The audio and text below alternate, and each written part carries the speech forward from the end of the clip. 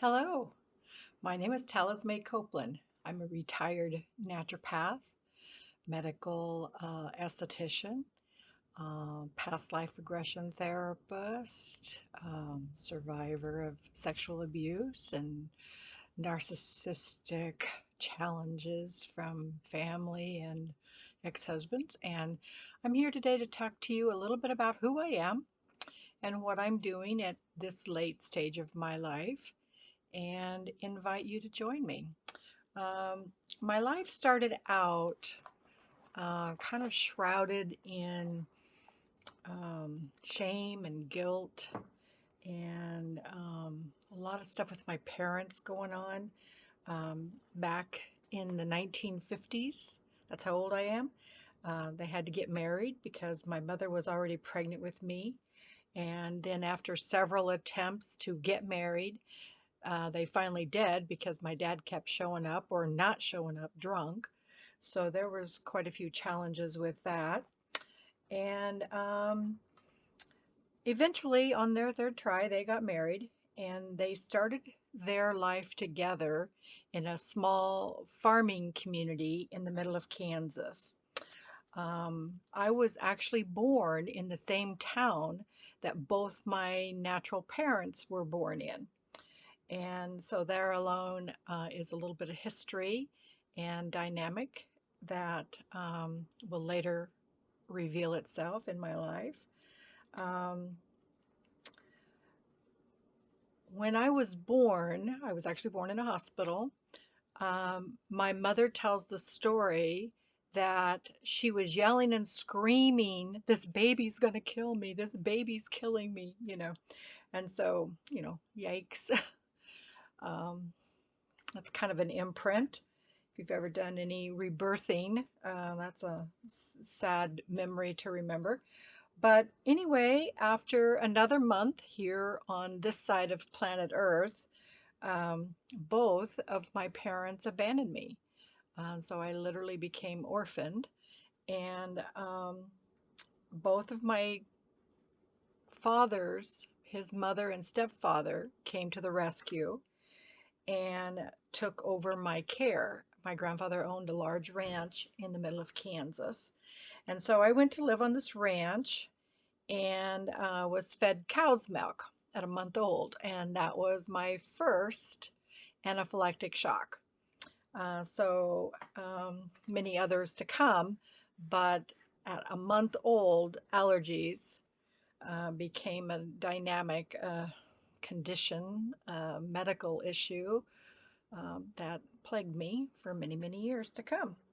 Um, I eventually worked through that, and the doctors at the time give you shots back then to get you over the allergies. Well, I was allergic to the shots too. So even the medical interventions didn't work for me. And they're another dynamic that was later addressed in my life. Um, So moving on forward real fast here.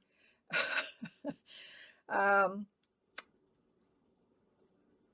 at about the age of 8 or 9, I was out on a corral fence with my sister, and I saw this cat drowning in a stock tank, and we ran to get it, and immediately I just started, putting pressure on it, pumping, massaging it, giving it mouth to mouth. And then I laid my hands on this cat to pray for it, to ask God to bless it, to save its life. Because my grandmother was very Christian at the time and that was her dynamic and what I knew about. And so that's what I tried to integrate. Well, this is actually one of my very first and dearest pictures of me with the cat and my sister. My grandmother came upon us at the time this was all going on and took our picture. That's it. And she proclaimed, to the whole world and to God and the heavens and to us, "You're a healer." And so from about the time I was 8 or 9 years old on throughout my life, um, my path has been that of healing, of understanding what healing is, understanding how healing occurs, what getting to the source of the trauma, the injury, the misperception, the misunderstanding that happens, that causes a subluxation. And then from then on, I was mentored. And by mentoring, I mean exposed to healing modalities, um, spiritual things. All of it was meant for my grandmother, in her mind, to help me stay in touch with the gift of the Holy Spirit, of my higher self, so that I could walk in full consciousness and full awareness of being in alignment and integrating my higher self, so that I could help heal more people as I would encounter them in this earth walk. Well, it took me some years to really understand that about her and what her intention was. And now I hold it in the utmost reverence and respect and honor. Grandmothers have that gift of foresight, I can tell you. Um, so I learned a lot of things, most of them too numerous to mention, but I learned a lot of things initially from Edgar Cayce, because he had the ability to go to sleep and diagnose from a distance. And my grandmother knew that I had that gift. I also learned a lot from a lady named Catherine Kuhlman, who back then was kind of famous for laying hands on people, and miracles would happen, from healing the lame to the deaf to blind. I mean, these were physical in nature, these were also financial in nature, from what I understood. So I learned a little bit about that, laying on of hands, and then some Reiki healing. I was introduced to Unity Village early on in my childhood, and so I grasp the concept of meditation and quiet and peace, and being able to hear the voice of God speak through me or to me and answer my prayers. I learned early on the ability to affirm, to think positive, to manifest our word. And so by the time I was 15, I sort of ran away from home. And by that, I mean, I went from one house that was the main house on the ranch across the yard to another house that had been for some hired help that came to seasonally help my grandfather do harvest work. And I moved into that house at 15, decorated, set up my house, enjoyed the peace, the quiet, the solitude, the bliss, started writing. I still have journals in my room from when I was 15 years old, and all the things I thought about, and pretty phenomenal for a 15-year-old, actually. Uh, Even though I can be objective now.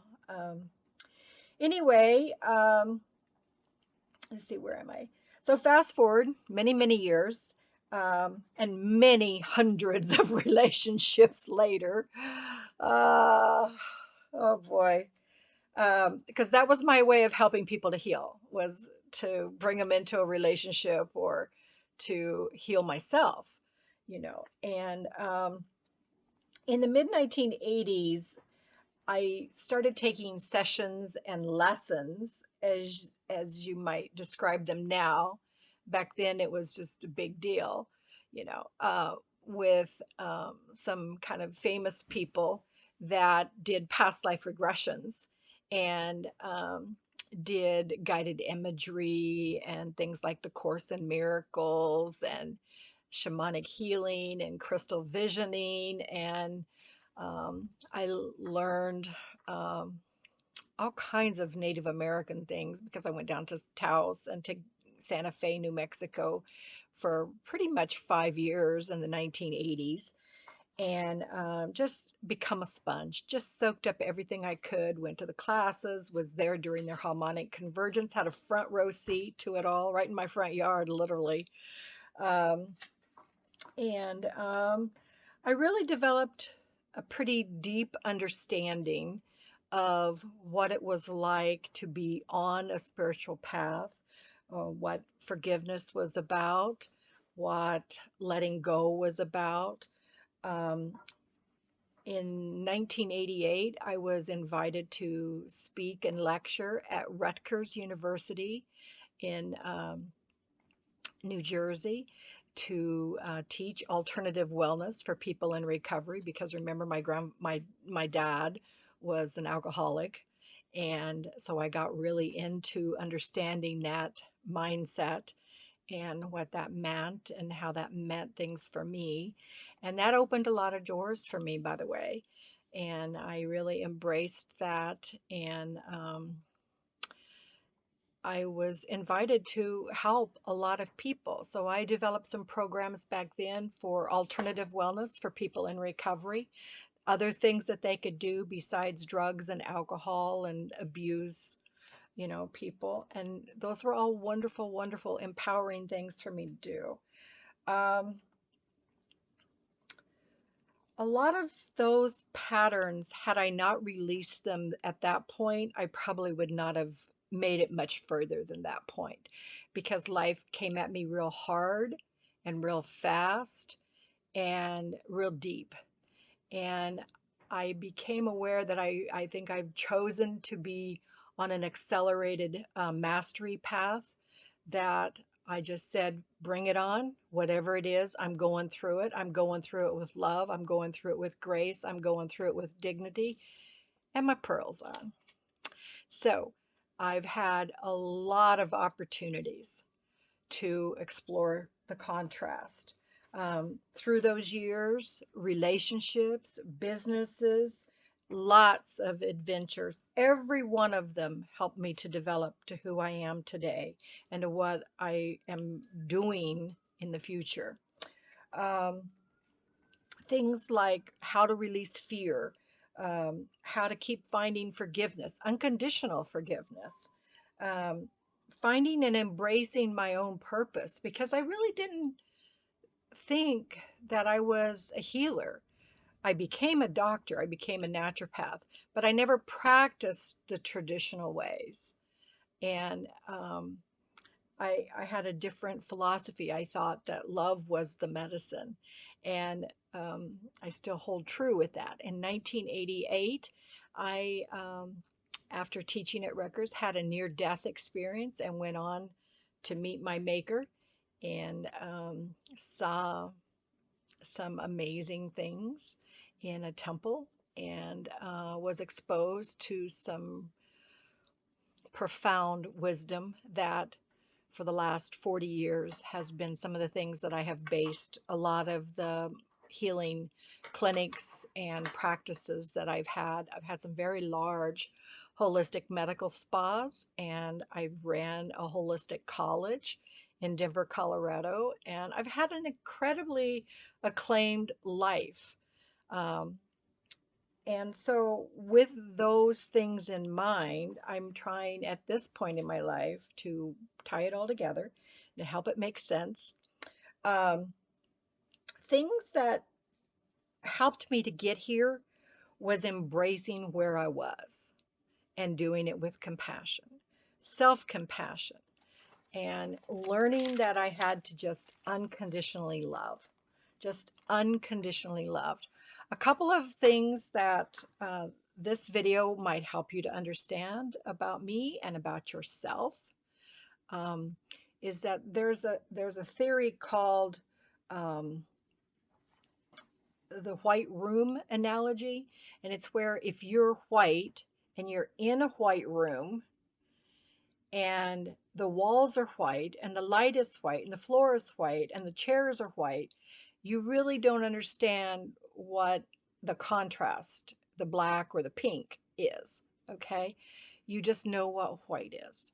And so growing up in Kansas and living in a Christian family, uh, fundamental Christian family, evangelical Christian family, I learned certain things. I grew up on a farm. You're supposed to marry the farmer next door. There's all these you're supposed to do to be a good girl. Okay. Well, I, in my 30s, explored breaking and learning the contrast. So I was given a lot of money when my grandparents died, and all I did was invest it in taking workshops, taking programs, doing trainings, everything I could to invest in myself, invest in my own soul, with the understanding that at some point in my life, I would give that back. Because all along the way, I always knew I was a healer. My grandmother was right. And I always knew that I had such an incredible compassion and empathy for humanity and for mankind. Now, I experienced the contrast as we talk about. I experienced things like rape, uh, pedophilia as a child, almost died. Um, I was in an abusive relationship, of course. I quickly married a narcissist who put on his good face, covert narcissist. They have this little act and then they snare you and you get married and then the door closes and surprise, you know. So he forced himself upon me and then proceeded to tell me that's what he did to everybody and I should have known better. Well, I didn't. And that was a really hard one for me to get through and to get over because it came toward the end of my awareness. It came toward the end of my learning. It came toward the end of what I thought made me who I was. And so it wasn't just like a final lesson or a final exam. It was like a doctoral thesis that I had to do over, if you understand me. So, um, I've tried many times to play the victim. I've had tremendous amount of grief and loss. I became a hospice chaplain. A lot of abandonment, as you already know the story from a month old. Um, Tremendous amount of broken promises. Future, well, we're going to do this when we're 40, or we're going to do this when we're 60, or we're going to do this when our grandkids grow up. Never happened. So a lot of promises for the future broken, canceled. Um, and for me, um, I became such a strong empath that everything going on in the outward world created a physical experience for me. So I had a lot of broken heart stuff to heal. Uh, and awareness of those and their cause. So um, thank God when I was in my 30s that I had learned about past lives, that I had learned about patterns, that I had learned about history, that I had learned about cellular memory, that I had learned about decrystallizing our snippets on our DNA. So wonderful, wonderful experiences. Hundreds of mentors later, um, I had a few years of bliss, of peace, of acclaim, of success. Running the school was phenomenal for me. The people, my students that came there at the Holistic College in Denver were phenomenal. I still talk with them. I still love on them. Still honor them and their path, and they will be in my life always. Um, I've come out of that third dimension struggle, victimization, grief, loss, shame, guilty feeling. And the past life techniques and theories and groundedness, the practice, the mindfulness, the Vipassana meditations that I teach, all of that is the crux or the seeds of what got me through that. So that I could go on this supercharged mastery level program, because I'm not coming back. I'm not reincarnating, y'all. So, in a few years, when you see a beautiful comet soaring around, streaking and throwing off its little glitter, that will be me. I am not doing this earth life again. I've done it all in this lifetime. And so at this point in my life, I've come to that almost full time, all the time, fifth dimensional reality of where every day I get to experience bliss. I live at the beach. I get to hear the ocean. It's so beautiful here. So beautiful. I've wanted to be here for 20 years. I'm finally here. I've arrived. And now I get to accumulate and synchronize and synergize all of my life's work and put that together. Um, I get to play. I get to dance, even in a quarantine. Honey, I can have a party all by myself. And I have fun being my own company and listening to music. I have a little dog that just is a hoot, and so to have gone through all the things that I went through and to come out on this side, I look back and I think, what got me through? How did I do it? You know, um, I think I did come in with some hardwired DNA, and my grandmother helped me tremendously with her mentorship and with her guidance. But there have been a tremendous amount of challenges as well. And as they say in past life therapy, sometimes there's a lot of exit points and we just don't take them. And I just remained stubborn and held my head up and just kept going on, because I remembered who I was. And I remember who gave me that gift to be who I was. And I remembered the promise to myself to keep my own word, to be here and to share what I was given, what I was gifted, and the things that, the opportunities that I've had. That's a wonderful thing. It's a wonderful legacy. So, yes, I get to play. I get to have joy. I get to create almost effortlessly. Yes, I have taken a few technology classes to bring myself up to date. And yes, it is quarantine. So, yes, that makes it easier because I don't have distractions. I'm just here alone. And, but I don't struggle with the guilt, the shame, the blame, the finger pointing, the accusations. I just know the truth. And I trust myself. And that's the big thing there, too. Um, my vibrational pattern has changed so much over the years.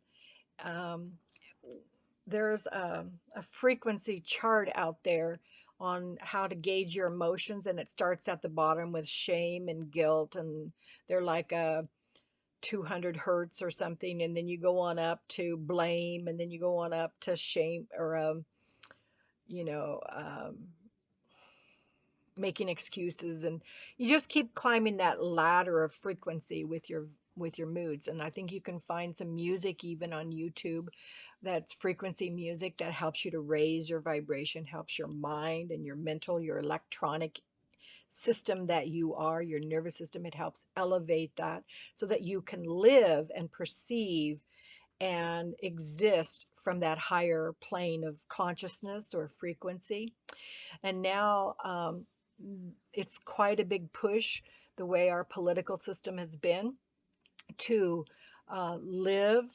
We've had so much being uncovered, the corruption, the greed, the lies, the narcissism, the abuse, the rape, the suppression and repression of women.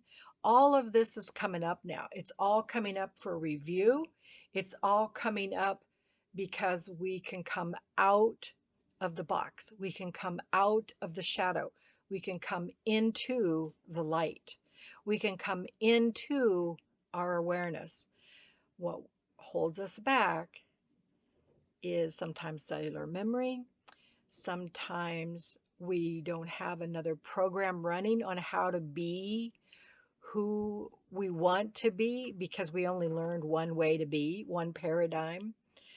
We only know the white room, analogy, so to speak. And so, with all that being said, I am now, as I said earlier, synergizing and kind of synthesizing all of the work that I have done for my life. I'm almost 66, and all of my life that I'm putting programs together to mentor other people, to help them keep going. I believe there's a lot of people who've had a lot of trauma because we make a life sometimes of looking good and protecting ourselves and not letting other people putting on our happy face and our makeup so that people don't know that we're hurting or that our marriage is crumbling or that our kids are on drugs and living in a car, those kind of things. We get good at protecting our heart, and we may intellectually grasp that we have to forgive, that we want to be positive, but sometimes positivity can be toxic too because it shuts us back down. Okay, so there are healthier ways of coming out of this on that third dimension, on that lower vibrational frequency level, emotional frequency level, so that we can rise and live in those states of bliss, create out of joy, create out of unconditional love. No fear, no fear, you know. So I'm creating an online workshop that will be put together for some kind of basic initiation. And it's to mentor students, people through, lovely souls who want to get out of this and move on, heal, bring more light, more joy into our lives. So I want to help mentor people who are doing that. And that'll be an online course that'll be coming out here very shortly. People are starting to pre-enroll now. And it's just to kind of shatter the hold that some of this family of origin and some of the struggles of the earth and the government have laid upon us. Okay, so that's one thing. Then I'm also going to be mentoring more one-on-one and in person some exclusive clients that and those are going to be weekly, so they can come here to the beach to be with me, and we can cook together and we can learn a way of life and a lifestyle that's healthy, that's healing, that's affirming.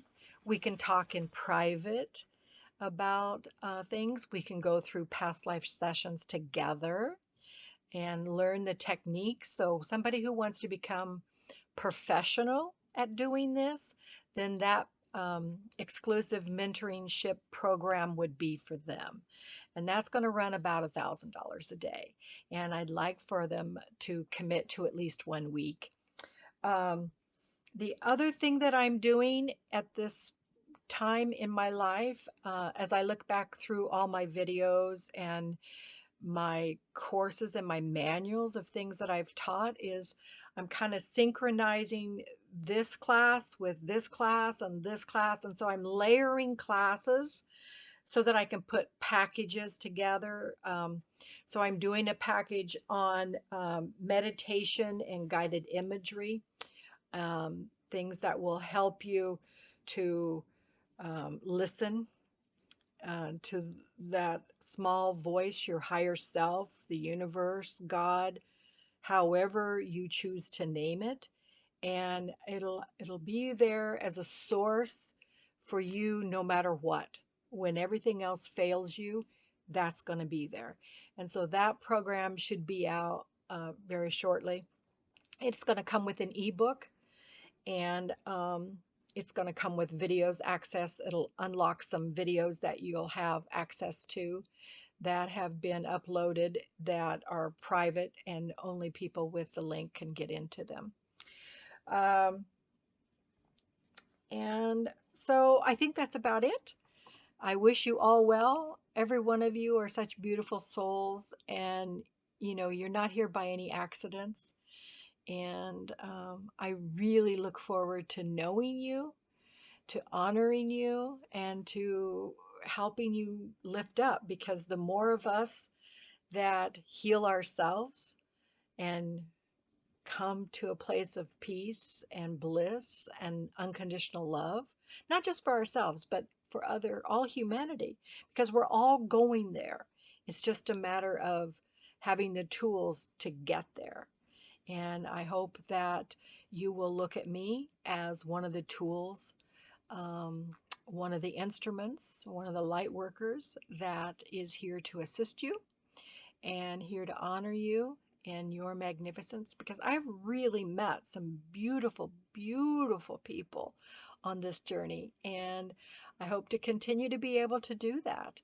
I've been asked to do some consulting work, and I still love doing hospice work, because when you're doing hospice work, if you're dying and you know you're dying, you don't have time for funny business. Everything gets real, real fast.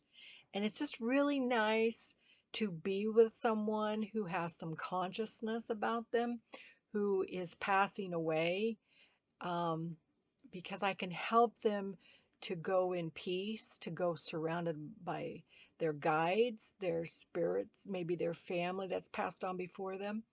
Um, Sometimes it's ascended masters. And that kind of work is just so, oh, I love it. I love it. I love it. Um, I can't say enough about it. It's just the gloriousest, yes, I'm still from Kansas, thing that I've ever done in this lifetime. And early in my career, I helped deliver babies when I first started out as a naturopath. And now I'm helping to deliver souls into the afterlife.